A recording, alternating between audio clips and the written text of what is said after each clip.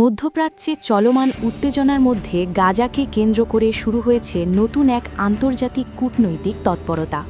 যুক্তরাষ্ট্র এবার সরাসরি গাজার ভবিষ্যৎ স্থিতিশীলতা নিশ্চিত করতে একটি আন্তর্জাতিক বাহিনী গঠনের পরিকল্পনা নিয়ে এগোচ্ছে।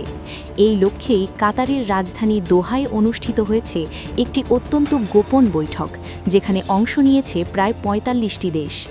এই বৈঠকের আয়োজন করেছে মার্কিন সেন্ট্রাল কমান্ড। তবে সবচেয়ে চমকপ্রদ বিষয় হল, এই গুরুত্বপূর্ণ আলোচনায় ইসরায়েলকে আমন্ত্রণ জানানো হয়নি। শুধু তাই নয়, ইসরায়েলের আপত্তির কারণে বৈঠক থেকে বাদ পড়েছে তুরস্ক। ফলে শুরু থেকেই এই উদ্যোগ ঘিরে তৈরি হয়েছে বিতর্ক ও প্রশ্ন।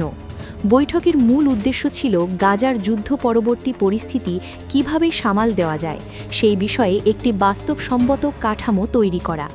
বিশেষ করে নিরাপত্তা, প্রশাসনিক সহায়তা এবং মানবিক কার্যক্রম কিভাবে পরিচালিত হবে তা নিয়ে আলোচনা হয়েছে।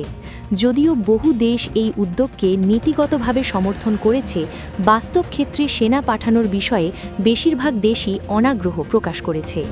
সম্ভাব্য সংঘর্ষ, নিরাপত্তা ঝুঁকি এবং রাজনৈতিক জটিলতার কারণে তারা সরাসরি সামরিক উপস্থিতির বদলে অর্থনৈতিক সহায়তা, প্রশিক্ষণ বা লজিস্টিক সহায়তা দিতে বেশি আগ্রহী। এদিকে তুরস্ক প্রকাশ্যে ঘোষণা দিয়েছে যে তারা গাজায় প্রায় ১,০০০ সেনা পাঠাতে প্রস্তুত, কিন্তু ইসরায়েল সেই প্রস্তাব স্পষ্টভাবে প্রত্যাখ্যান করেছে।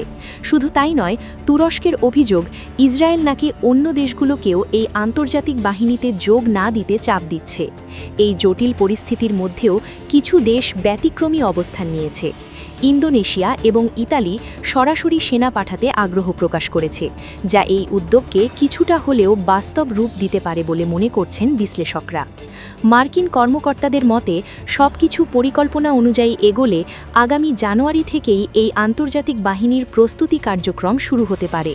প্রাথমিকভাবে গাজার রাফা এলাকায় সেনা মোতায়েনের বিষয়টি বিবেচনায় রয়েছে।